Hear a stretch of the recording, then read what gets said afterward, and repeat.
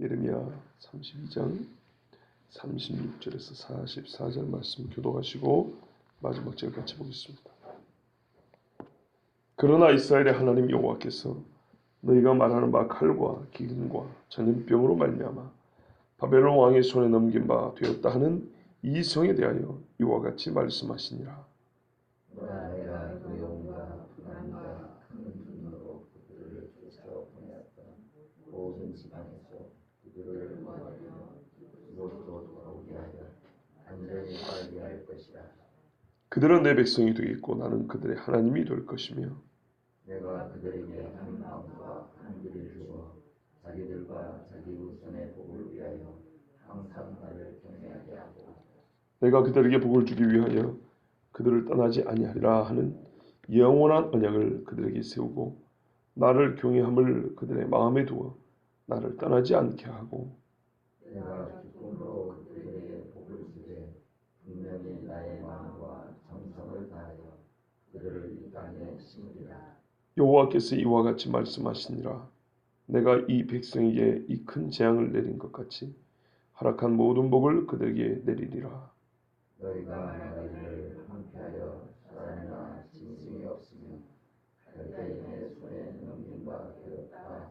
이 땅에서 사람들이 밭을 차게 베냐민 땅과 예루살렘 사방과 유다 성읍들과 산지의 성읍들과 저지대의 성읍들과 네겝의 성읍들에 있는 밭을 은으로 사고 증서를 기록하여 봉인하고 증인을 세우리니 이는 내가 그들의 포로를 돌아오게 함이니라. 여호와의 말씀이라. 아멘. 그러나 하나님의 약속은 두 가지였습니다. 반드시 포로로 넘길 것이다. 돌아오게 한다. 이것이 지금 반복된 말씀이었는데요. 포로로 넘길 때는 이 백성이 바벨론 왕의 강한 손에 이기지를 못했어요. 그런데 이기지를 못한 건 바벨론이 강하기도 하지만 이스라엘과 유다가 약해졌기 때문입니다. 왜 약해졌냐면 오늘 36절을 보신 대로 칼과 기근과 전염병 때문입니다. 옛날에 전쟁사를 보면 전염병으로 군대가 거의 몰살한 적이 있습니다. 또 어떤 경우는 일본이 이 조선 땅을 쳐들어올 때 태풍만 나가지고 옛날에 바다에서 태풍만 나면 얼마나 무섭겠습니까? 그래가지고 또 전쟁을 못하는 그런 경우들도 들어있거든요. 칼과 기근과 전염병은 사람을 죽이고 말살시킬 수 있는 사실상의 모든 수단들입니다. 가장 강력한 수단들이 동원됐다는 겁니다. 어떤 강한 나라도 칼과 기근과 전염병이 동시에 닥치면요 못 일어섭니다. 우리가 그 창세기에 보면 기근 때문에 나라가 휘청휘청하잖아요.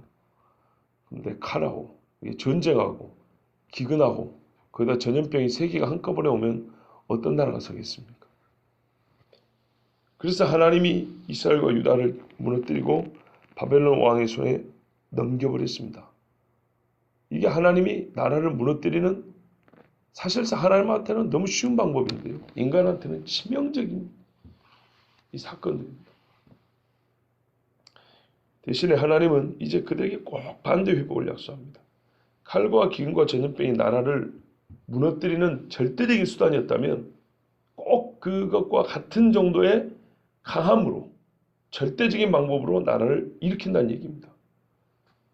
사실 이 말은 틀린 말이 아닙니다. 왜냐하면 뒤에 보면 그 이유가 나와 있는데요. 42절 보세요. 42절 중간 부분에 내가 이 백성에게 이 큰 재앙을 내린 것 같이 그랬습니다. 허락한 모든 복이 얼마나 강력하냐. 칼과 기근과 전염병이 한꺼번에 와가지고 나라가 망하지 않을 수 없었던 것처럼 꼭 그것처럼 복은 반드시 복을 안 받을래 안 받을 수가 없을 정도로 그냥 막 쏟아 부어준다는 얘기입니다. 그 중에 대표적인 게 뭐냐면 망한 나라가 다시 세워지는 거죠. 망한 나라가 세워지려면요 총체적인 복이 있어야 됩니다. 세워질 만한 땅이 다시 확보가 돼야 되고요. 그 땅에 들어갈 사람이 살아있어야 됩니다. 필요한 적정한 수가 생존해 있어야 합니다. 아니면 번성을 했거나 그리고 땅만 있고 사람만 있다 되는 게 아닙니다. 요즘 보세요. 나라들이 얼마나 어지러운가. 힘이 있어야 됩니다. 힘. 근데 힘이라는 건요, 나라가 갖춰졌을 때 생기는 것이지, 그렇지 않습니까? 어느 정도의 그 힘이라는 건 나라가 생겼을 때 갖출 수 있는 것이지, 나라로 돌아가자, 뭐 세워보자, 이래갖고 힘이 생기는 거 아니에요. 제가 이제 중국을 몇 번 왔다 갔다 하다 보니까 듣는 얘기들 있지 않습니까? 중국의 소수민족이 수십 개입니다. 나라를 못 세웁니다. 그 정도 힘 갖고는 땅도 있고요, 사람도 있지만 중국이라는 거대한 나라를 못 이깁니다. 옛날에 바벨론과 페르시아를 누가 이기겠습니까? 누가 거기서 분리하고 독립을 하냔 말이에요. 이번에 몽골 가서 새삼 알게 된 게 있어요. 지도 보면 몽골이 큽니다. 우리 남한 면적이 한 16배 정도 된다 그래요. 상당히 크죠. 근데요, 그것도 몽골의 반쪽짜리입니다. 현재 세워져 있는 몽골이라는 나라는 외몽골입니다. 외몽골. 몽골의 바깥쪽만 독립을 한 거고요.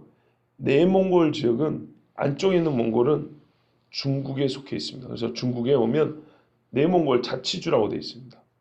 중국이 먹고 안 내준 거예요. 그래서 우리 남북한 갈린 것처럼 그 사람들은 중국하고 국경을 넘어들면서 친족끼리 왔다 갔다 해요. 근데 이 내몽골이라고 되어 있는 데는 중국 땅이잖아요, 현재. 그 사람도 중국 사람입니다. 중국말 쓰고 중국법의 다스림을 받습니다.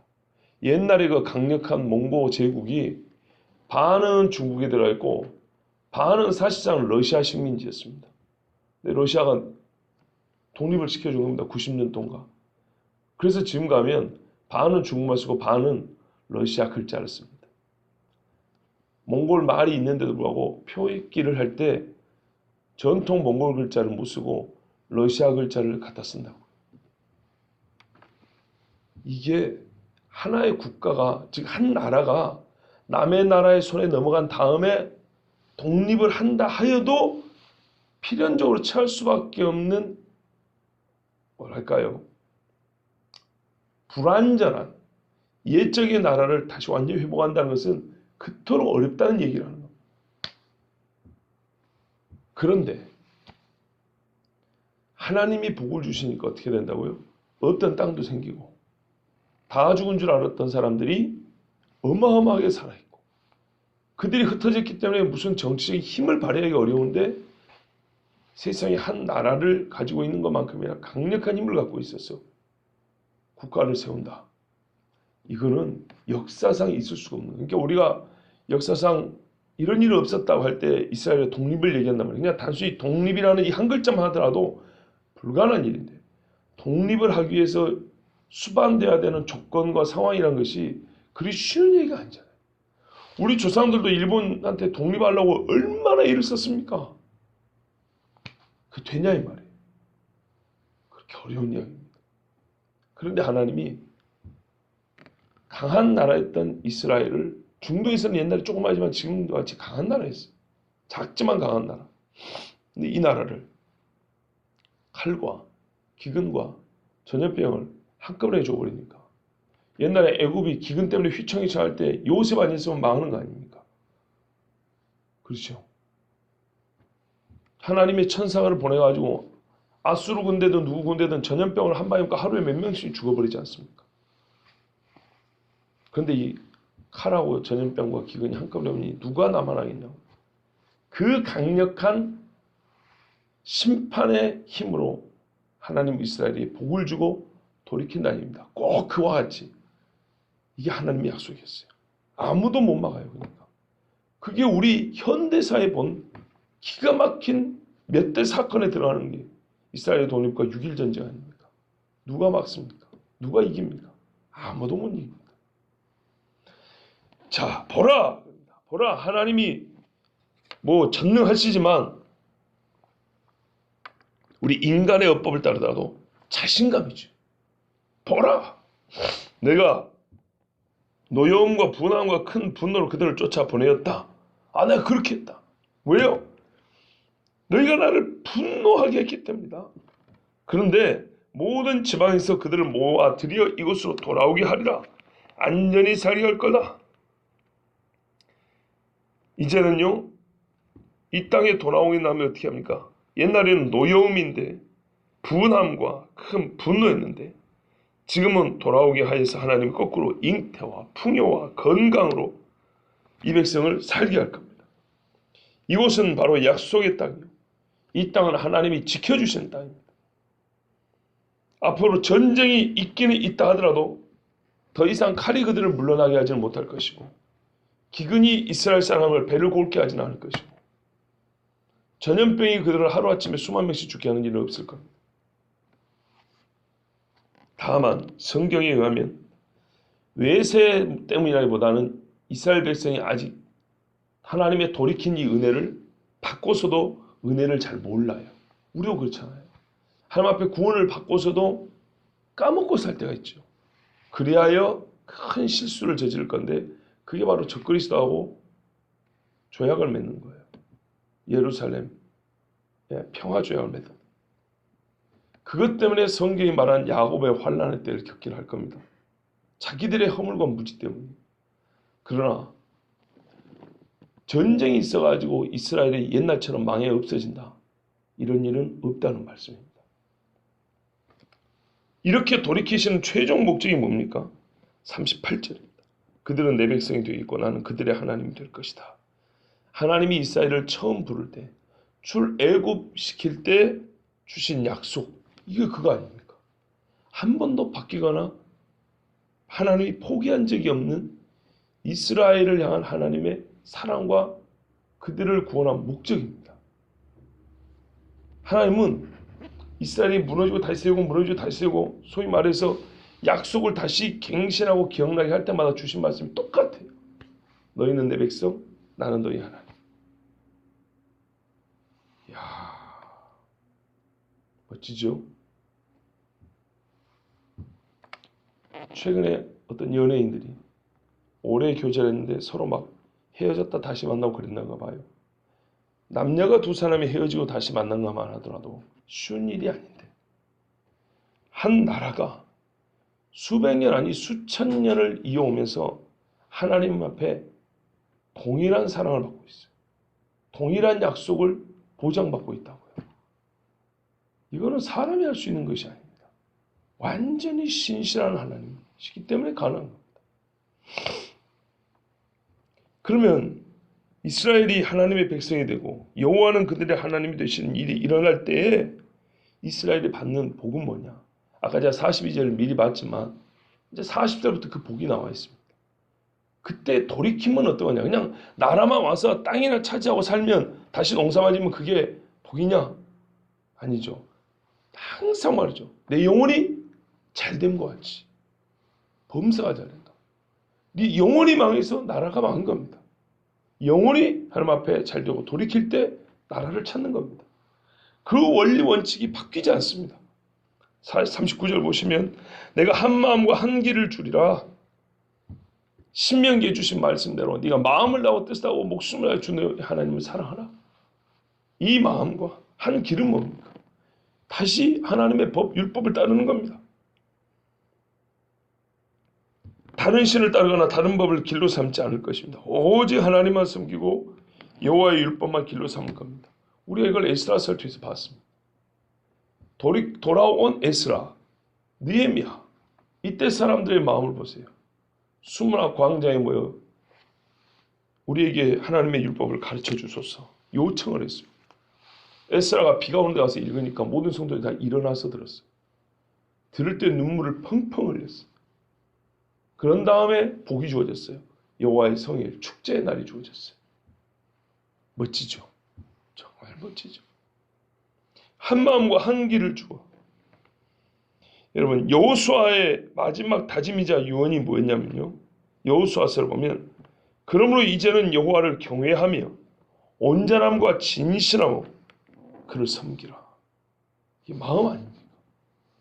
너희의 조상들이 강 저쪽과 애굽에서 섬기던 신들을 치워버리고 여호와만 섬기라.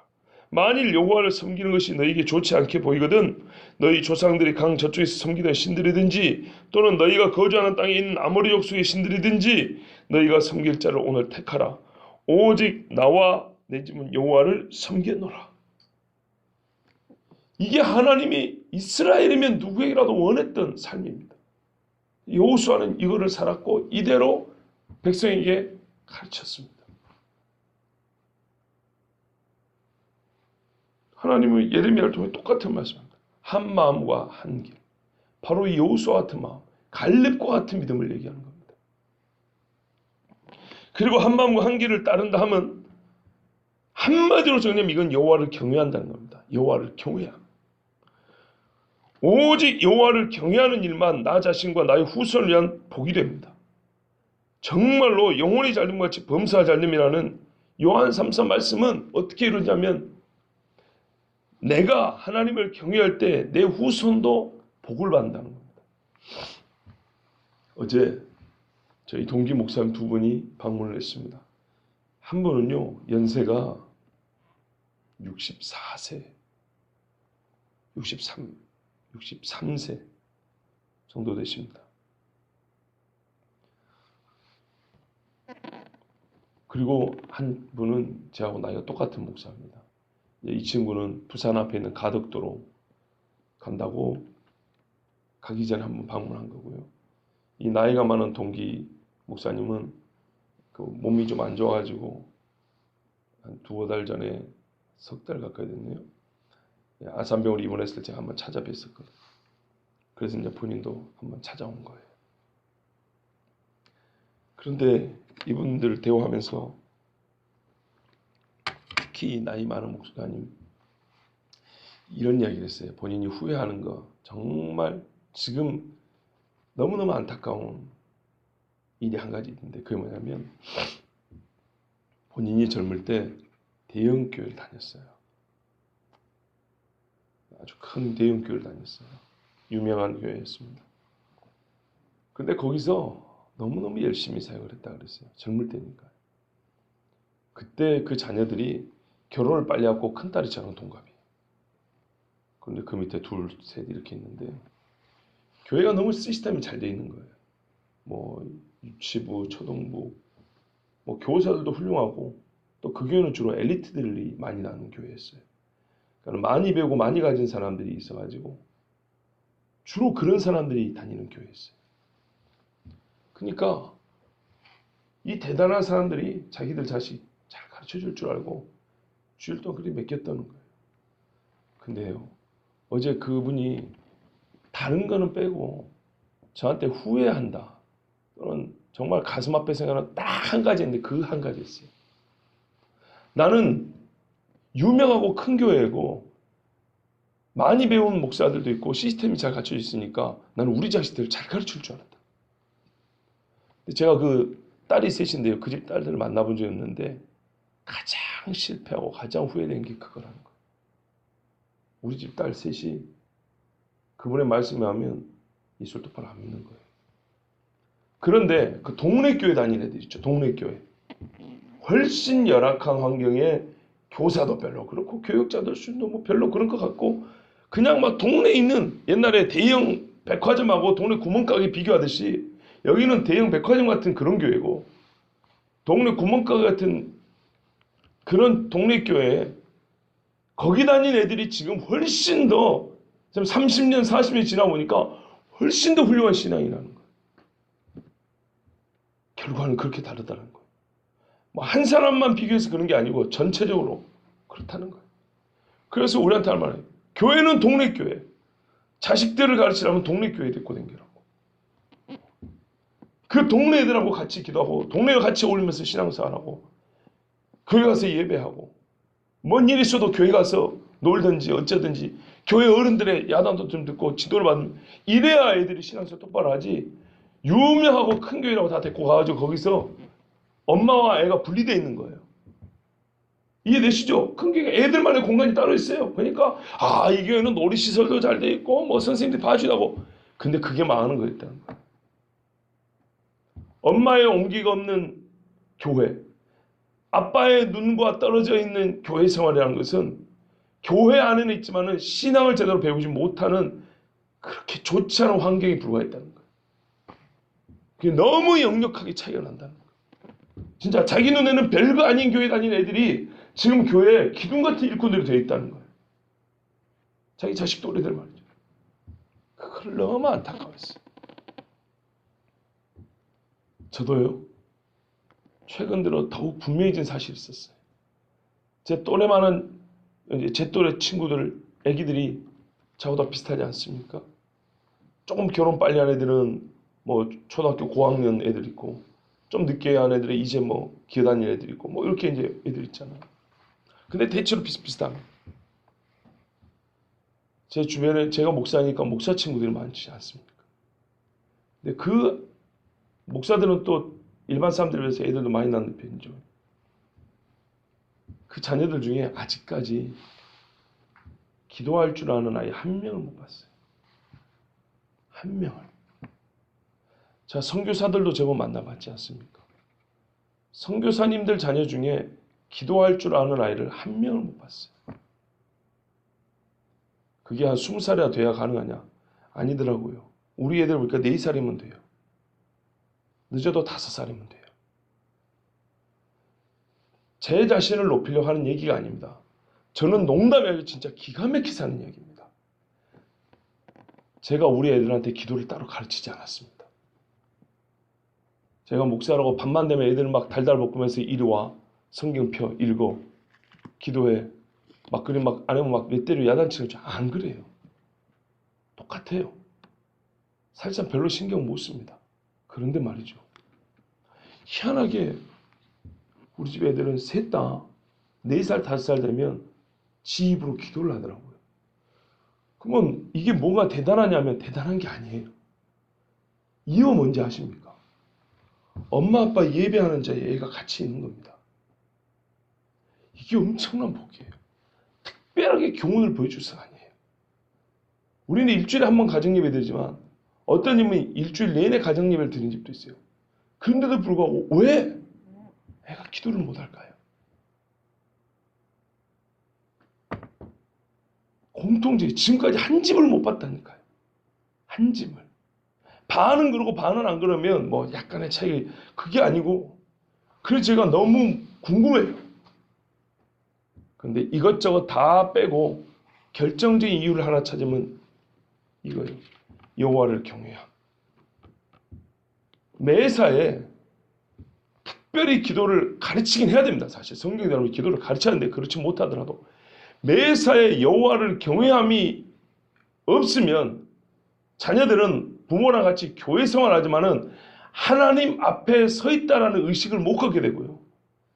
교회 생활하지만은 종교 생활하지만은 신앙이 뭔지는 절대 못 배우게 됩니다.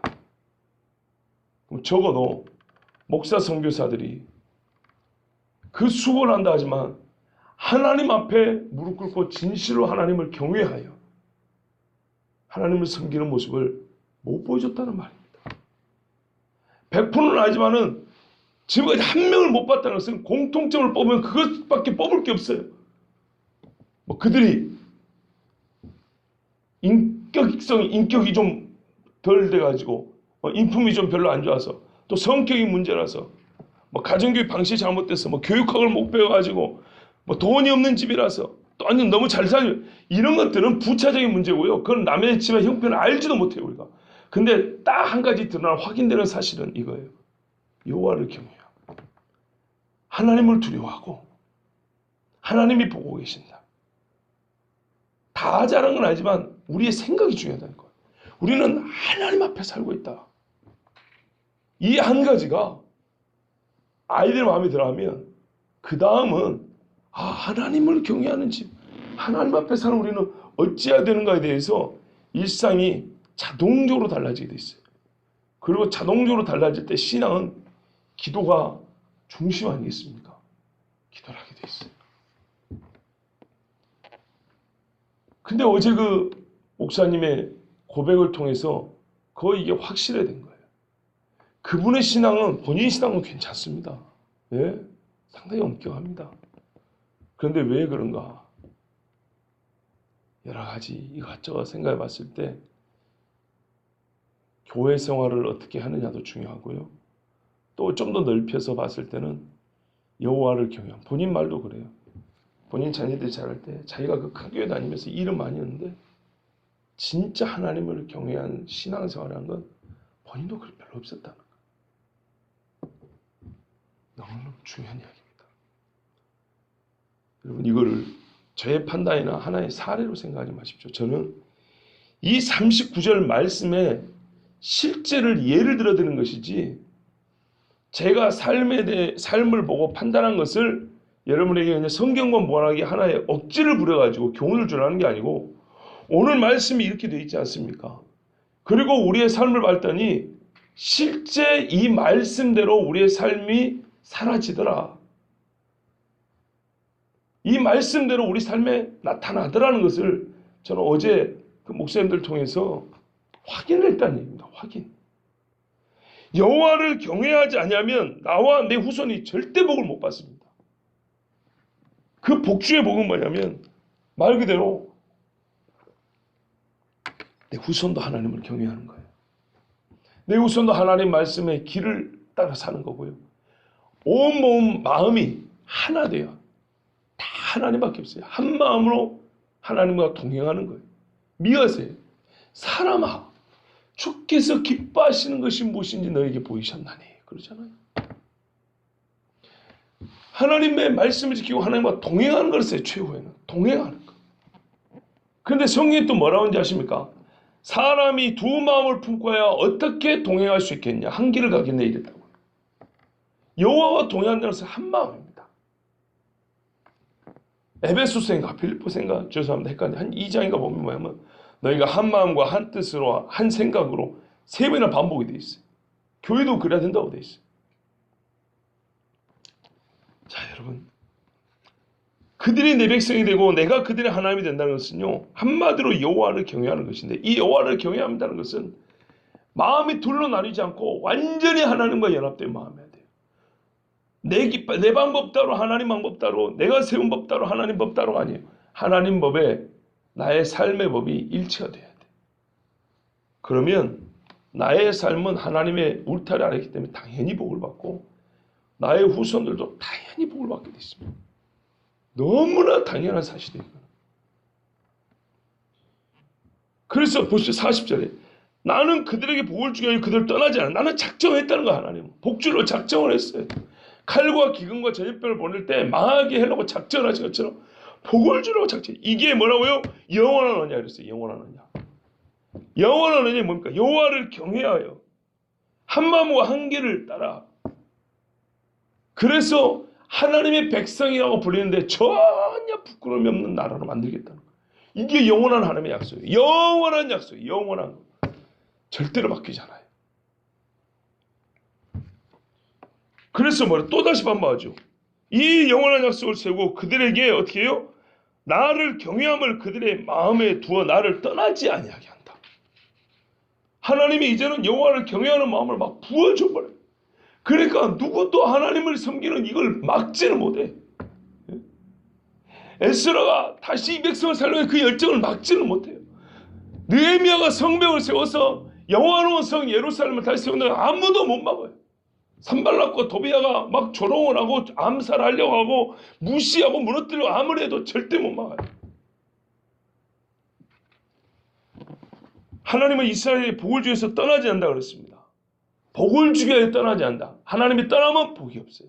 하나님이 함께 계시면 복이 있어요. 그러니 누가 이스라엘을 대적하겠습니까? 이스라엘이 돌아올 때 진실로 이 땅의 주인이 하나님인 것을 모를 나라가 없을 것이고 이스라엘이 하나님의 백성인 것을 모를 자가 없을 겁니다. 영원한 언약이라고 그랬죠. 그러나 이 일이 기계적으로 일어나지는 않습니다. 이스라엘의 복을 받는 것은 하나님께서 그를 경외하는 마음을 이스라엘에게 주셨기 때문입니다. 두셨어요. 마음에. 그래서 우리는 모두 하나님의 은혜로 산다는 겁니다. 하나님을 경외함이 있어야 복을 받죠. 그래야 이 영원한 언약 속에 거하겠죠. 근데 그것조차도 내가 어디서 여호와를 경외하는 걸 돈 주고 사온 게 아니에요. 내가 서 돌을 닦아서 만들어낸 게 아니에요. 하나님이 그 마음을 주신다고 그랬어요. 그래서 은혜하는 거예요. 그러면 이게 언제 구약 이야기죠. 은혜는 구약이나 신약이나 죄인 인간들에게 주신 하나님의 모든 복이 은혜입니다. 아담에게 가죽옷 집혀는 게 은혜가 아닙니까? 살인자 가인에게 표를 줘서 사람이 너를 죽지 못하게 하라. 이거 아담이 뭐 가인이 무슨 공을 세웠으면 은혜 아닙니까? 아브라함은 그 우상 숭배하는 집에서 하나님 부른 게 은혜 아닙니까? 그 못돼 처먹은 야곱을 돌이킨 하나님의 그 약복하게 씨름은 은혜가 아닙니까? 범죄한 다윗 살인자입니다. 살인자. 다윗을 다시 돌이켜 주신 건 하나님의 은혜가 아닙니다. 다시 한번 강조합니다. 하나님의 백성이 되었다는 것은 절대적으로 하나님 여호와를 경외함이 있어야 합니다. 사람의 생각과 말과 행동에 이 여호와를 경외함이 확인될 수 있어야 합니다. 하나님을 두려워할 줄 알고 하나님 앞에서 말씀대로 사는 삶이 있어야 합니다. 이것이 여호와를 경외함입니다. 그런데 이마저도 하나님은 죄인인 우리에서 자생적으로 생기는 게 아니므로 우리에게 그걸 주신다 그랬습니다. 왜요? 아브라함에게 하나님이 약속을 하셨잖아요. 사람은 이 약속을 잊었지만 하나님은 잊지 않아요. 절대로 잊지 않아요. 내가 기쁨으로 그들에게 복을 주되 하나님은 복 주는 게 기쁘시답니다. 그렇죠. 예레미야 했을 때 우리 알 수 있죠. 너희가 화를 당하고 너희가 곤란을 겪는 게 나의 본심이 아니로다 그랬잖아요. 하나님은 우리에게 복을 주는 게 기쁜 하나님이에요. 문제는 우리가 그 기쁨의 복을 받았을 때 내팽개쳐버렸기 때문이에요. 귀찮다고 오히려 내팽개쳐버렸기 때문에. 죄사함을 받을 수 있는 방법을 가르쳤더니 죄사함을 주시는 그 제사가 귀찮다고 버려버린 거예요. 죄사함 받는 것도 귀찮다. 그런 거 있죠. 진수성찬을 차려도 숟가락 떼기가 귀찮다는 인간 있죠. 그 짓을 한 거예요, 사람. 하나님의 힘은 그 자체가 전능이지만 우리 인간에게 복을 줄 때 보세요. 내 정성을 다해준다 그랬어요. 오늘 41절. 하나님의 마음은 그 자체가 한 번도 찌끄러기 마음을 주신 적이 없고요. 조각 마음을 준 적이 없어요. 하나님은 항상 온 마음, 전심을 우리에게 줬어요. 그런데 오늘 다시 한번 우리에게 그거를 확인시키려고 나는 마음을 다해서 너에게 복을 준다 했어요. 참 이걸 보면요. 하나님은 우리를 향한 그 하나님의 마음의 표현이 너무 진해요. 온전해요. 근데 우리가 하나님 앞에 마음을 표현할 때 너무 소극적이고 부분적이에요. 너무 부끄러워요. 제가 우리 교회 왔고 얼마 안 돼서 그랬잖아요. 뭐랄까요? 여호와 하나님 앞에 드려야 되는 것은 마음의 한 귀퉁이가 아니고 온 마음, 전심, 중심. 그 설교 제목이 오래돼 생각이 안 납니다. 근데 뭐 그런 뜻으로 설교한 적이 있었습니다. 하나님 앞에 마음을 드린다는 것은 그 자체가 전부여야 한다고. 주변거리가 되면 안 된다고. 하나님이 언제 우리에게 중심이 아닌 것을 주신 적이 있냐 그 말이에요. 그리고 하나님은 이스라엘을 이 땅에 심으신다 그랬어요. 다시 살게 한다는 말씀보다 심는다는 표현이 훨씬 강합니다. 왜냐하면 하나님 친수로 자기 손으로 이스라엘을 돌이키고 살린다는 뜻이고 나무와 같이 열매를 맺게 한다는 뜻이고 다시는 뽑히지 않게 한다는 여러 가지 의미가 함께 있기 때문에 심는다는 것은 아주 강한 표현입니다. 바로 이것입니다. 처음에 말씀드린 것 같이 하나님은 이제 그들에게 꼭 반대의 복, 멸망시킬 때와 꼭 반대의 복입니다. 강력한 멸망이었다면 강력한 복을 주신다는 겁니다. 42절 다시 한번 읽어보겠습니다. 여호와께서 이와 같이 말씀하시니라. 내가 이 백성에게 이 큰 재앙을 내린 것 같이 이제는 허락한 모든 복을 그들에게 내리리라. 그때 사람들이 뭐라냐면 43절 44절인데요. 황폐와 버림을 기억하던 말들이 자기들끼리는 거예요. 사람도 없고 짐승도 없고 갈다리처럼 넘겨만 됐다. 우리는 그런 인생이다 이제. 아무런 소망이 없다. 그런 말을 하던 이스라엘 사람들의 말이 어떻게 바뀌어요? 그들의 삶이 어떻게 바뀌어요? 이 땅에서 밭을 산답니다. 이거 예루살렘에서 갇혀 있을 때 예레미야가 친족의 밭을 샀죠. 진짜 어처구니 없는 일이라 그랬죠. 근데 그것이 당연한 때가 온다는 거예요. 서로 땅을 살라 그래요. 서로 밭을 사. 왜? 땅에 소출이 너무 많은 거예요. 너무나 큰 복을 받으니까 이제는 서로 이 황폐한 밭을 사가지고 농사를 짓겠다고. 예레미야와 함께 이게 선구자적이고 그 예언자고, 그렇죠? 예표적인 일이었어요. 그 일을 한다는 거예요. 베냐민 땅, 예루살렘 사방 땅, 유다 성읍 땅, 산지, 저지대, 네겝은 광야입니다. 평상시에 농사를 안 짓던 땅까지도 사겠다는 거예요. 왜? 심으면 된다 이거죠. 근데 지금 이스라엘 가보면 아시지만 키부치라고 해야 되는가? 광야에 물을 대가지고 엄청난 채소와 농작물이 자라고 있습니다. 옛날에 우리가 새마을 운동할 때 배워온 겁니다. 거기 가서 덴마크라는 이스라엘 가서 배워갖고 우리나라에서 막 그걸 사용하게 되고 그렇습니다. 그런 농법을 보십시오. 네겝 광야 지역에 또 사람들이 밭을 산다 그래요. 땅을 사서 농사를 짓는다 그래요. 이스라엘 됐습니까? 안 됐습니까? 됐잖아요. 이게 하나님의 말씀이에요. 이걸 우리가 이사야에서는 뭐라 그래요? 광야에 샘이 솟아난다 그러죠.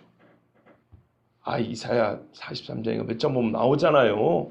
예, 99년 동가에 막 부흥할 때 많이 나왔죠. 이제 새천년이 되면은 막 보라 내가 광야에 새기를 내고 사막에 강들을 흘러내리라 하면서 그런 부흥 강사 때 설교 내지는 목사님도 그런 설교 많이 했잖아요.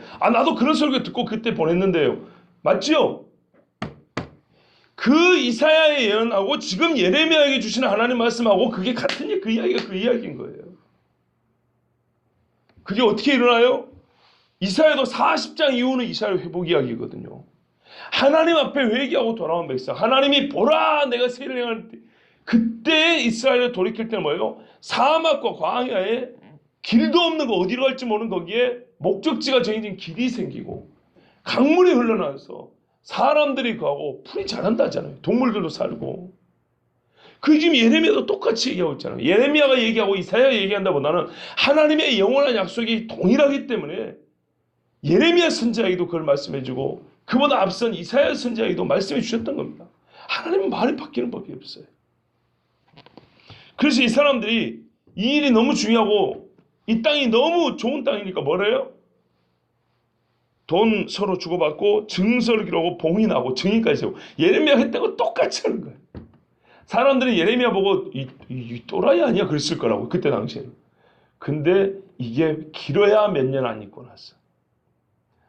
하나님께는 1000년이 하루고 하루가 1000년 같다 그러죠. 눈 깜짝할 사이에 이런 날이 오는 거예요. 증인까지 세워서 절대 이거는 내 땅이다 이거죠. 하나님의 복이에요. 왜 그럽니까? 이는 내가 그들의 포로를 돌아오게 함이니라. 하나님이 포로를 돌아오게 한다는 이 한마디에 그냥 가서 땅만 밟는다는 얘기가 아니고요. 이 포로를 돌아오게 한다는 그 한마디에는 이 앞에 기록된 모든 것이 포함된 거예요. 내가 너희 이방에 넘기라 할 때는 그냥 어떻게 해요? 땅도 좋고 성도 그대로인데 사람만 이방으로 간다는 얘기입니까? 이민 간다는 얘기가 아니죠. 땅 황폐하고 사람이 못 살 땅으로 만들고 다 불타 없어지고 죄로 만들고 끌려간다는 얘기죠. 거꾸로예요. 돌아온다는 얘기도 그냥 이민 갔던 사람이 고국으로 다시 돌아온다는 얘기 아니에요. 끌려간 그 사람이 해방을 받는다는 얘기예요. 빼앗겼던 사람이 돌려받는다는 얘기예요. 돈도. 무너진 성이 다시 세워진다는 얘기고 황폐한 땅이 다시 기름진 땅으로 바뀐다는 얘기고 여호와의 영광 이가봇이나 떠났던 데가 임마누엘 하나님이 다시 임재한다는 얘기예요. 이 모든 것이 회복된다는 것이 여호와의 말씀이라. 이게 이스라엘에게 주신 하나님의 영원한 언약이고 복이었어요. 그러나 모든 이 범사의 복은 이스라엘이 이스라엘다워짐의 복은 어디서부터요? 하나님이 그들의 마음에 여호와 경외함을 주실 때였어요. 그러므로 우리가 확인해야 될 바는 다 한 가지, 다른 게 아니에요. 내 마음이 두 마음인가 한 마음인가? 내가 사는 길이 두 길인가 한 길인가? 두 길이야 마치 여호와 경외함이 없는 거예요. 두 마음을 품은 자들아 성경에서 책망하고 있습니다. 두 마음을 품은 자는 하나님을 경외하는 게 아니에요. 오직 한 마음과 한 길, 여호와를 경외함. 이것이야말로 정말 이 나라와 이 백성, 아니 멀리 볼 것도 없어요. 나와 나의 후손들이 진짜 하나님의 백성으로 복을 받는 길이에요. 하나님이 이를 기뻐하신다고 그랬어요. 이것이 이스라엘에 주신 영원한 약속입니다. 오늘 하나님이 영원한 언약, 여호와를 경외함을 우리 마음에 부어주셨다면 붙잡으십시오. 놓치지 마시고 인생일 때 내가 붙들어야 될 사명이라고 생각하고 꼭 여호와를 경외하는 마음을 가지시고 정말 그래서 하나님이 기뻐하시는 바 너와 내 자손에게 복을 주려 함이라는 하나님의 그 기쁨의 은혜를 받는 우리 모두가 되기를 원합니다.